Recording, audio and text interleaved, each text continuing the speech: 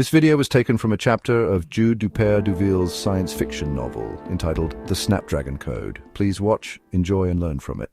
The picturesque, century-old winery itself was a stone and pine wood structure with one of those old-fashioned water wheels, turned by the reliable flow of the adjacent stream. We'll stop back here for lunch later. I'm told they're readying a little wine tasting event for us later on. Stan tells the group before they continue on their sightseeing trip. It seemed the more they drove around the acreage of Stan's property, the more beautiful it became. They also visited the nearby village and some of its shops that to this day continue to make and sell their homemade goods and produce. Many tourists come to visit this part of France, especially during this time of the year. The shopkeepers hardly knew Stan, but they certainly knew of him. When they saw him walking the village and stopping in at their various places of business, they were somewhat in shock. Evey never really took notice of the stares from the locals, but Tom and Guy did, and they pretty much understood why. Looks like the villagers haven't seen their overlord in quite some time.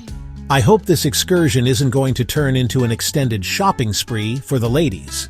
Yeah, we're not here to buy stuff, we're here to see stuff. Right, Adam? When the women go inside the fine linen shop to browse, the men take a seat under the yellow and white striped awning attached to the village bakery shop.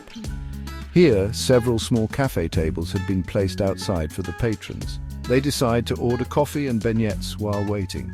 That's when Tom and Guy find the time to notice the quaintness of the centuries-old hamlet. The paved streets in front of the shops still had their original cobblestones that had been laid down more than 300 years ago. Man, this town looks like a postcard from the past. This place really looks like time has stopped, with these old pavers and the quaint buildings. There's nothing quite like this in the States that I know of. Tom says to Guy just as Stan and Alphonse come over to sit down with them. We were just saying how it's like taking a step back in time when you visit this village. It's almost like time stops when you're here. Tom tells Stan, prompting Adam, who was standing nearby, to then challenge Billy with his own version of a thought experiment. Hey, Billy, do you want to make time stop? Just do what I tell you, okay? Adam says as he gets up and motions for Billy to follow him. Go over there. Now, you're going to start walking slowly straight up the street while I run around you in a circle. Then you'll start walking a little bit faster, and then a little bit faster and faster. And then when I tell you, start running. That's all you have to do, okay? Sure, is this going to be some kind of race? Well, kind of. See, you're going to be the nucleus of an atom, and I'll be an electron circling around you. Start out walking slow and then speed up and we'll see what happens. Okay, 1, 2, 3, go. Adam yells and Billy starts walking. As he does, Adam starts to run around him in a circle, front to back and back to front. Soon into the demonstration, as Billy starts to speed up, it becomes harder and takes longer for Adam to complete his circling around Billy. The faster Billy goes, the longer it takes for Adam to pass him, go ahead of him and circle back behind him again. Eventually, the two are neck and neck, and Adam is making little headway, not being able to pass him at all. The electron cannot pass the nucleus, and so in a sense, time stops. You see, Billy, time depends on the progress of the electron. Each completed orbit adds to its degradation. That's what gives us the illusion of time. See, this is why when astronauts travel to Mars, they don't age so fast. That's because the electrons in their bodies have a harder time completing their orbits. Remember, an electron is not attached to its nucleus. It's just trying to keep up with it. Anyway, an electron acts like the hands of a clock. Some even believe that the number of orbits are predetermined. It's not that time slows down the faster you go. Time doesn't even exist. It's simply that the time it takes for an electron to complete its orbit just takes longer.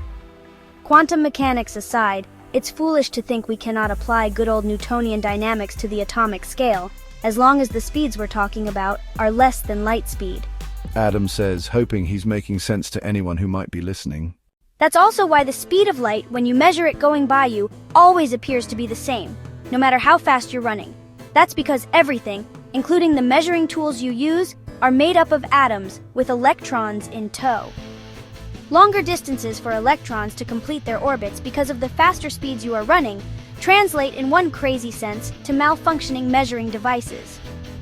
Devices returning results that make the speed of light appear to remain constant no matter how hard you try to catch up with it.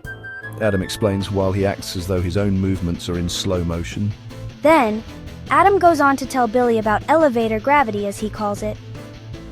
The reason you feel heavier when you first start going up in an elevator is because for a few milliseconds there are more electrons below the nucleus than above it, making it an unbalanced situation. If an electron spends more time in one part of the orbit than another, there's an imbalance. The same balancing act goes on when you go down the elevator. Anyway, it's almost like a third principle of relativity. That's what I call it. There's the special theory, the general theory, and I call this one the particular theory to describe the location of electron particles relative to their nucleus. When I have more time, we can talk about why acceleration appears to add mass. It's all part of this whole phenomenon. Adam says with a smile and a quick tuck of his shirt. At that moment, the door of the linen shop opens up and the ladies with bags in hand start coming towards them. Are you ready, gentlemen, to continue on our excursion? Evey asks, and of course the men agree. Just before boarding the ATV, Stan has a question for Adam.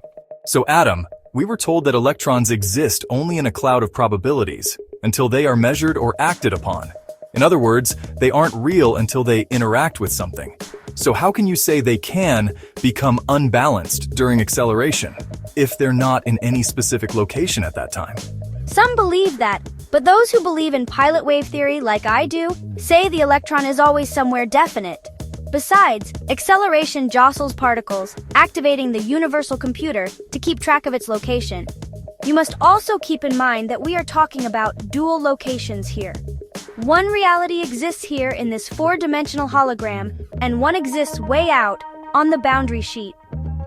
That's where the pre-programmed deterministic instructions for the pilot waves play out in real time, producing our world as we know it.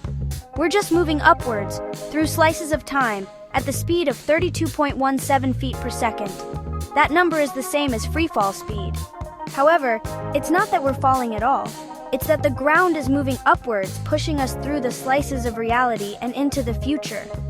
Adam explains, wondering if what he was telling him made sense at all to Stan. Realizing that Adam understood some of the basics of how heavens worked, Stan decides to move on to another subject, not totally unrelated. So Adam, why is there a limit to the speed of light?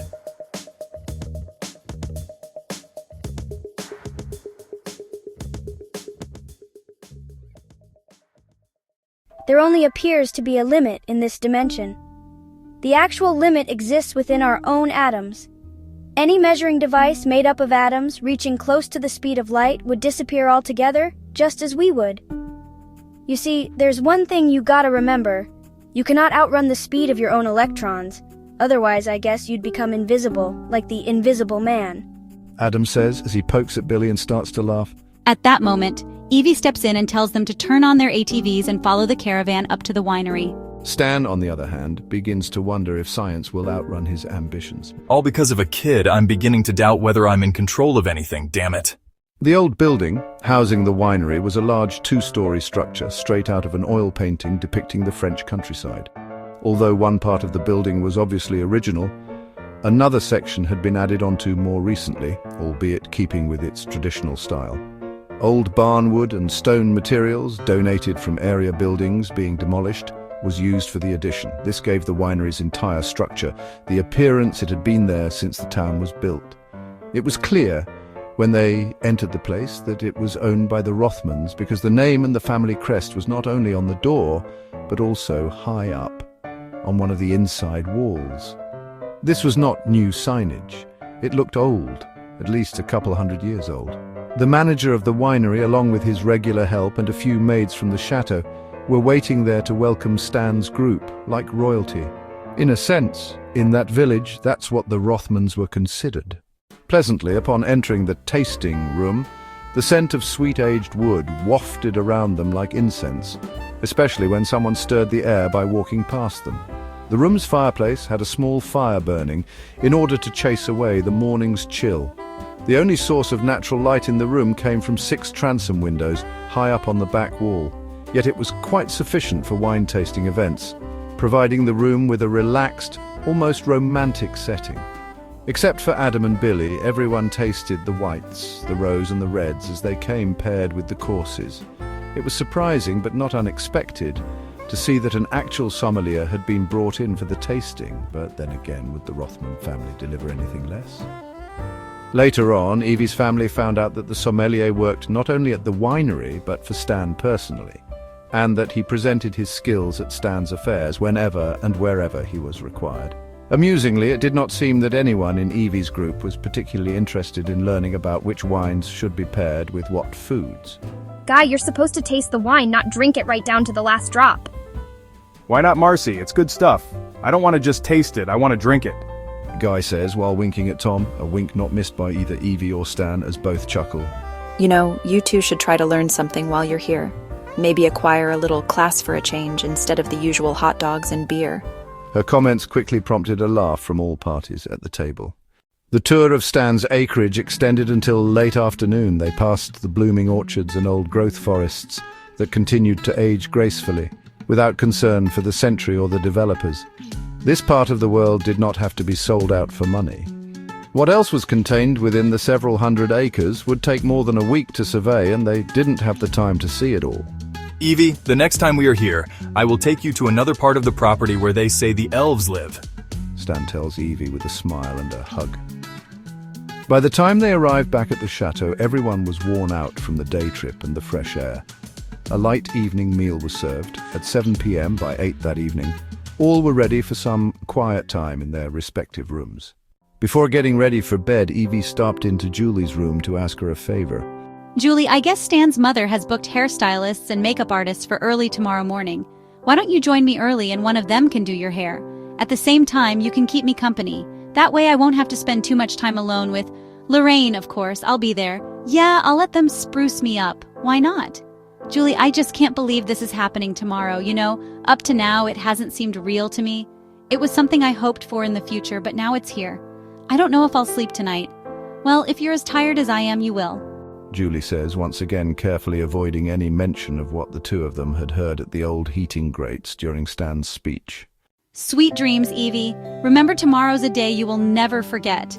I mean, who gets to be married in their very own chapel? Love you. Julie says as Evey leaves the room and throws her a kiss. Stan spent the rest of that evening with his parents. When he finally came up to bed, Evey was already fast asleep, in spite of her concern that she would not be able to. So, as not to wake her, Stan decides to sleep in the adjacent room. Here, unbeknownst to Evey, a maid had followed Stan upstairs while carrying a cherished family heirloom. She then carefully hung it from the top handle of the tall mahogany antique wardrobe in preparation for the big day. The voluminous blush satin ball gown, ringed with layers of organza ruffles edged with satin ribbon, was nothing like what Evey had chosen from the bridal shops of New York City. The bodice was form-fitting and encrusted with hand-applied petite pearls and sparkling diamonds in a fleur-de-lis pattern. It would fit Evey because Lorraine had surreptitiously checked her dress size as well as measured her height by noting where the top of Evey's head reached when standing by the fireplace. Stan had reached a compromise with his mother by agreeing that Evey would wear this gown during the wedding ceremony and then change into her choice of gown for the reception. All he had to do was to get Evey to agree, and he knew he could. Evey slept well but woke early, noticing right away that Stan was not in his bed. It was 5:30 when she went to the windows and saw that the clouds that had come in late day yesterday were moving out. Rays of sunlight rushed across the green lawns over the trimmed shrubbery and past the damask draperies into her room. She could already smell the coffee that had been stationed out in the hallway opposite her door, so she went out to pour herself some and see if anyone was there. The hallway was silent, no one was up yet, so she quietly went back inside her room to plan her day and let the coffee open her eyes. She could see Stan was still sleeping in the next room since their connecting door was open. I'll shower now, she thought, and get a head start on the day. However, her time alone in the shower was soon interrupted by a pair of strong hands, well lathered up with soap. I'll help you, he told her as he messaged her neck and back muscles. The steamy shower made the homemade milk and lavender soap bar smell wonderfully relaxing. His slippery hands did not neglect any part of her body as he slowly went from her breast to her belly and back again several times. He explained that he was obligated to make certain every part of her body was clean, and thus began their wedding day. Final moment of the scene, transitioning to the wedding day ahead.